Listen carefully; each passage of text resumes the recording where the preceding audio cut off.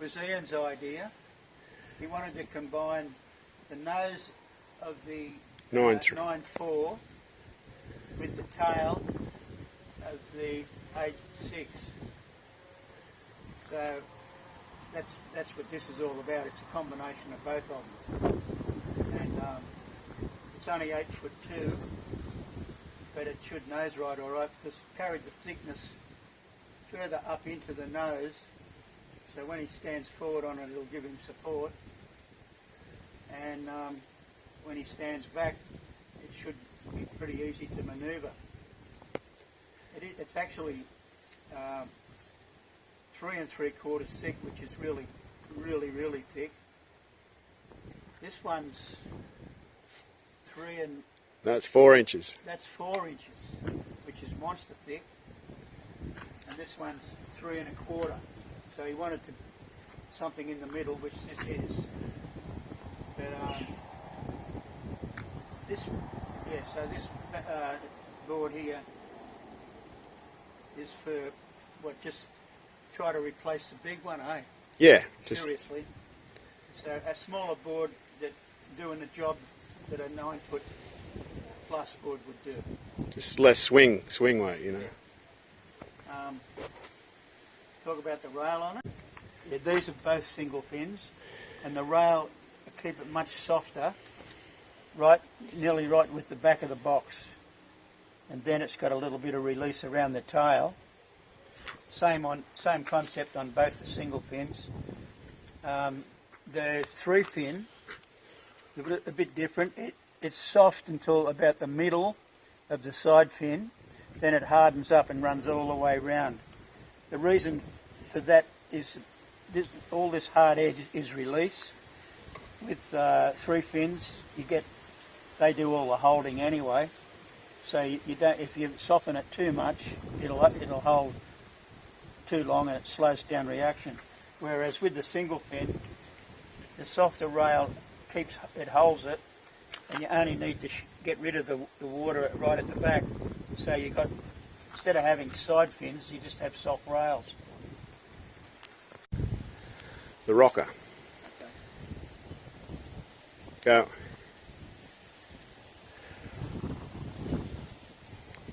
So you're talking about the rocker, Geoff? Okay, well, the rocker in this one is the planing area is obviously through this area here. Then it gradually increases into the tail, which will loosen the board up and give it more manoeuvrability. And in the front, it hasn't got a lot of rocker because if you stand forward on it with a lot of rocker, you know you push water. So we tried to swoop it in nice and gradual so that the water just feeds on and it doesn't want to push water, it just wants to keep moving forward. So what's in the nose? Is there any roll in the nose at all? Like you got the loaded dome in the tail, what do you do in the nose? This has got the dome back here, the same as most of my boards. That makes it come up on the rail a lot easier. And then the nose is not flat, it's just got a curve in it from rail to rail. Yeah. So I could just sort of show you. See, it's got curve. Yeah.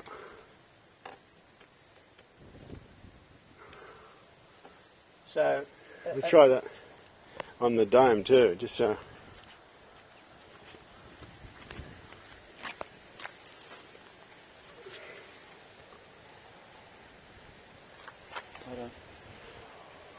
And so the longer boards have less dome, or the smaller boards have more dome, or?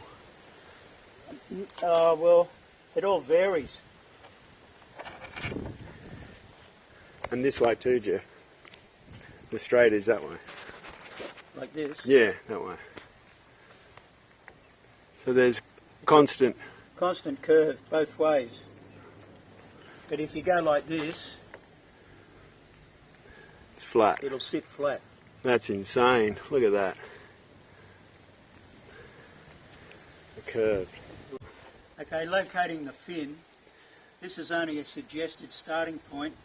It should, I usually say, 7 1/4 inches from the back of the board to the back of the fin. So I'll try and stick that in there.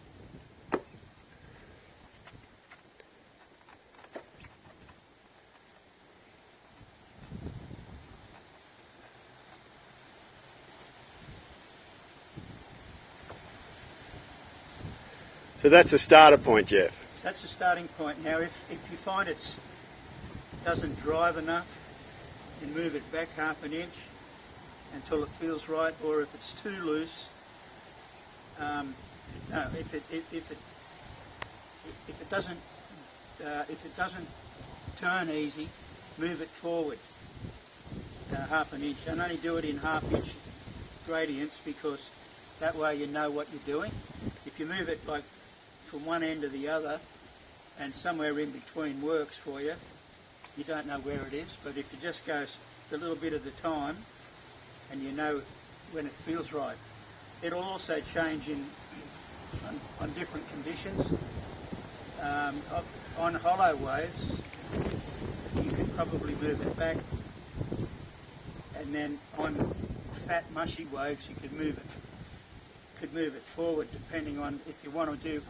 The more manoeuvres you're trying to do, the better it is losing a bit of drive and moving it forward, because it'll manoeuvre easier.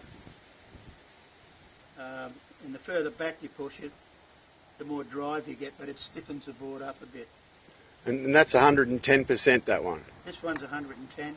Why is that? Well, you need a reasonable size fin to drive the board.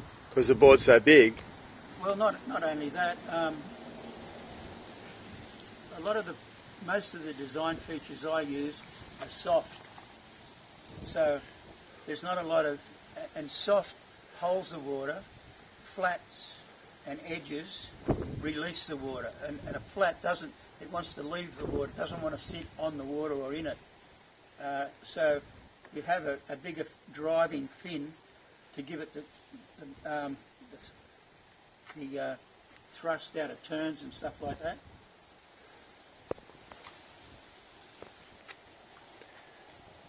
Okay. Okay, so the dimensions of this board are 8'2", 23 wide in the middle, and 3 1/4 thick. 3 3/4. 3 3/4 thick, sorry. A foot up from the tail, it's 16 inches, and a foot back from the nose, it's 18 inches. And how wide do you normally have the tail on like a 9.3? Similar? About 15. A little bit narrower. Yeah. But the nose is the same. The nose can be the same, but then you've got another foot of board, Yeah. So that's proportionally it might nearly balance out. That's the difference. This is a 1 foot shorter, and I got a bit fatter in the tail, but I got the same nose. Yeah. So when it gets slow and fat, I can run up the nose and glider. Yeah, you should be able to step forward and maintain or even gain speed, because you've got plenty of support with the thickness, whereas normally a mal, it thins out in the nose and tail. So if you've got a bit of weight, 90 kilos. and you step up the front, sometimes if the rock is too great, it'll settle in the water and want to push. This one has got a lot more support, so I'm pretty sure it won't sink as easily anyway, and it'll run through the water. You might stand right up here. You could even hang 10, I suppose, in the right conditions. Yeah. And you've got plenty of support, so you don't have to worry about it giving way on you. Okay. Basically, most of the rails that I use, the general conditions are what I call a 60-40 combination, 60% top and 40% off the bottom, which it's enough softness in the bottom to let the water hold, and enough bulk in the rail so that when you put the board on a rail, it'll run. If you have a really thin rail, there's no support. you turn, put your pressure down on it, and it starts to go in. So instead of accelerating, you actually can lose speed. Whereas with a thicker rail, you can actually hold or gain speed because it supports what you're doing. Yeah. In the tail, as I said before, it all comes off the deck down to the bottom because that's all release, or just back here's release, and then there's a soft hold up here, and that, as I said, it doesn't need a little side fin if you put soft rails on it. It's only if this hard rail went right up here and you surfed it as a single fin, it'd slip and slide all over the place, especially on a hollow wave. With this tucked under rail like that, the hollower it gets, the better it'll perform. It just holds. Doesn't need any support from other fins. Excellent.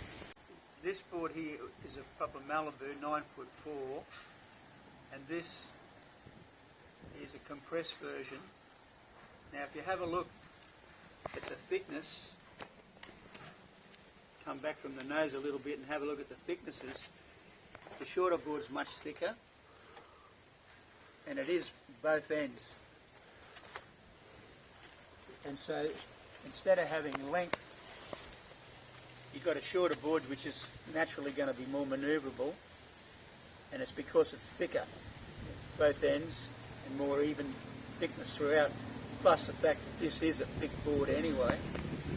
But you're combining maybe the best of both worlds by shortening it a mal up, thickening it up, and you've probably got just as much, if not more, paddle power in this than you have in the longer board. Yeah, I wonder what the leaders are. I don't know. And we've got the straight edge on there, Yeah. the old bed frame, so it's not even an inch, or it's pretty straight right through, eh? Pretty straight right through, same as the big one underneath it. This one has got more rocker, but and because of that, it's a very slow, gradual feed onto the planing area. So this will ride hollower waves a lot easier than the big one with straight rocker because it'll fit in better. And with all that thickness up in the forward and back, you can move around on it a lot. You're not just like with the big long mal. You've got to move from the back to turn it, and then you move forward to make it trim out. This one, you don't have to do that. You can turn from the back and stay there if you want to, or you've got the option of moving forward if you want to. So you've definitely got more options in the shorter board. The Mormon paddle just as well or better, and should ride pretty big waves, hollow waves too.